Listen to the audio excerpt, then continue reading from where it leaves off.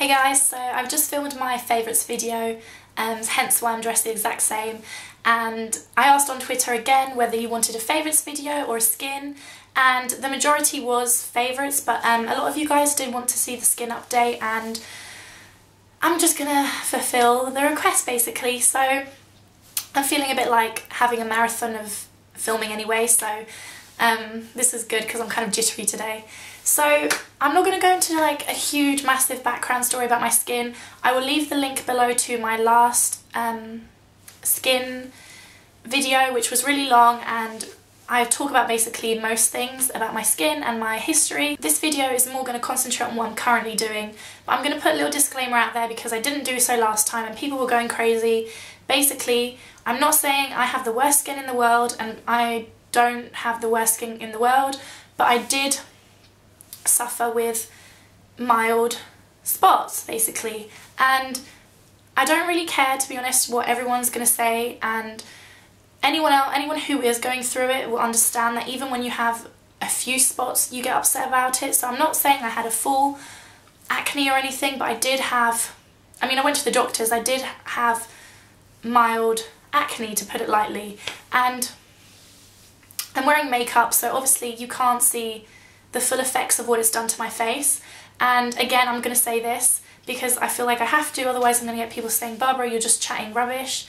But I have acne scarring and things like that, and I am wearing makeup, and I would love to see people who are insecure about something come and show it to 80,000 or so people. You know, it's just something that I'm personally not prepared to do. So you're just going to have to take my word for it that underneath the makeup my skin is not perfect. I'm not saying I have the worst skin in the world, but for me it's not perfect. So that little disclaimer out there.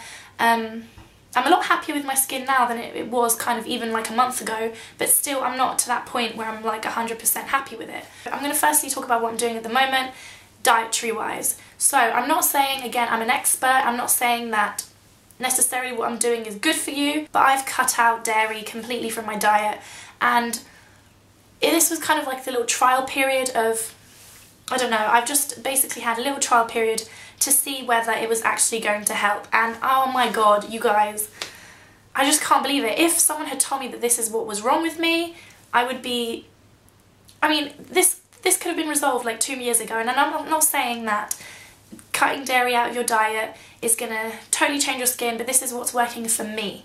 All of this that I'm talking about now is going to be what is working for me. And again, loads of you are going to be flabbergasted about me having to constantly put a disclaimer out there, but I just have to. But even if this goes and helps one person, then I'll be happy. So to give a little background again, just because I'm making a skincare video, I got most of my spots on my cheeks. Recently it's been on my chin. This is since I was on Dianet, which I'm not on anymore, because before my chin used to be absolutely clear, but every now and again I'll get like one spot like today. And so my cheeks was the main sort of problem area, and even then the doctors were kind of like, why? Because when people get acne mostly it's like hormonal, and it's kind of around here, kind of more sort of jawline or chin or forehead, but mine was cheeks. And I'd heard in other places, like I think I'd heard like some people had made videos about, I forgot her name, but there's a massive YouTuber and she made a video about acne, and she said that it's dietary when you get spots on your cheeks, and I was kind of like, whatever. I have a really good diet. That's sort of the only way I sort of keep my weight, is because I eat quite well, and so I was like, I have a really good diet, I don't eat junk food, I don't drink fizzy drinks, this doesn't apply to me. But I have totally cut out drinking milk, cheese, so I don't eat cheese, yogurt, so anyone who watches my videos, I don't eat Greek yogurt anymore, which is so difficult, honestly. When I have rice, I just feel the need for some Greek yogurt, but I just can't have it, unfortunately. So, because that's like the main ingredient of that is cow's milk. So I don't have any of that, no cheese, no yogurts, I sometimes cheat when I'm really bad at uni, because at uni I really don't like the food, so I'll have like a salmon bagel, but I'll try and scrape as much of the soft cheese off it as possible, but that's like the only kind of cheese I kind of eat.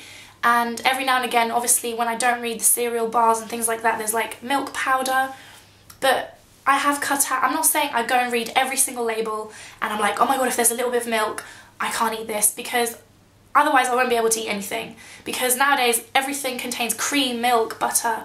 Also I've cut out butter, like normal butter, because I found that's a little bit too rich, and again it has cow's milk. It's made from cow's milk. So I eat soya butter, which to be honest I don't really like, so if anyone has an alternative to that then please let me know, because it tastes of nothing.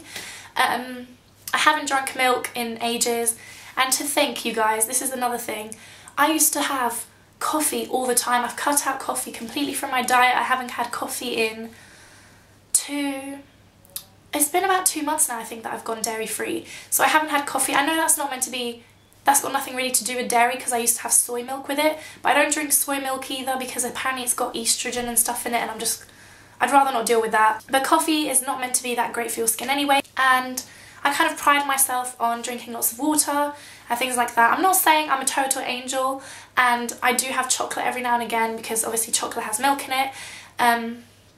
And actually, you would think, I've had 2 weeks off, it's my half term or spring break or whatever you want to call it, and you'd kind of think that being on half term for 2 weeks off my skin would get better because I'm not wearing makeup and stuff like that, but being at home is so bad for me because my mum will make pizza, and then my mum made like cream and chicken and rice, and then I'm sitting there and I'm like, oh, can I have it? So right at the beginning of half term I was really naughty and actually started eating little tidbits of cheese here and there, and then a little bit of cream, and my skin went berserk, and I'm still kind of this side of my face is still kind of recuperating slightly. So this just goes to show that I just genuinely think my skin is intolerant to milk, and I'm intolerant to milk and cheese and dairy products in general. I'm not saying this again is going to work for everybody, but I just can't believe I haven't tried this sooner, basically. And I know lots of you are probably going to be like, how do you get your calcium? And to be honest, I'd love to know what you guys are doing, because this was just kind of like a little trial period. I didn't know if I was going to carry this on. I didn't know if it was even going to work. But I'm probably just going to start taking supplements. Can you take supplements for calcium? Because obviously my mum's all like, she's like, oh my god, your bones and da da da. So anyone who's lactose intolerant and stuff like that, please let me know. I know lots of you are probably going to say to me, drink lactose-free milk, but I think it's just milk in general terms, like it's got nothing to do with the lactose. So that's it kind of about that. I don't really know what else to say. I'm just really trying to be good. I do have bad days where I'll have like a chocolate biscuit or ice cream. And being at home, like I said, has just made it worse, because at uni I'm normally pretty good, minus the bagel and salmon, because that's like all I eat when I'm at uni. My friends know this. And I just try and scrape the cheese off it, the soft cheese. But other than that, I've just kind of been trying to be really good with it. And I really think it's worked. Obviously you guys can do your own research. I've just kind of done it the silly way and just kind of cut it out and seen how it goes. I know lots of people have said cut out gluten, but I don't feel like I need to do that because I'm not here to restrict my diet.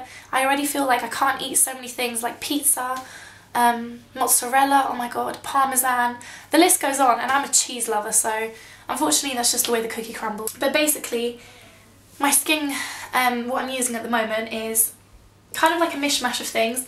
In the mornings, when I'm not in the mood to sort of do Lizelle, because sometimes I'm just not in the mood to do the whole Lizelle cleanse and polish thing, I just use good old Cetaphil, and they've started stocking this in Boots now, so that's just where I buy it from, and it's just the Gentle Skin Cleanser, and it's just really bog standard. It doesn't have loads of really amazing things in it, but it just doesn't break me out. Then on nights, I use mostly Lizelle at night. I just feel it's really refreshing after like you've taken off your makeup. Oh, I forgot Bioderma, but I use Bioderma to take my makeup off, and I take my makeup off with Bioderma, and then I use the Lizelle Cleanse and Polish with the muslin cloth.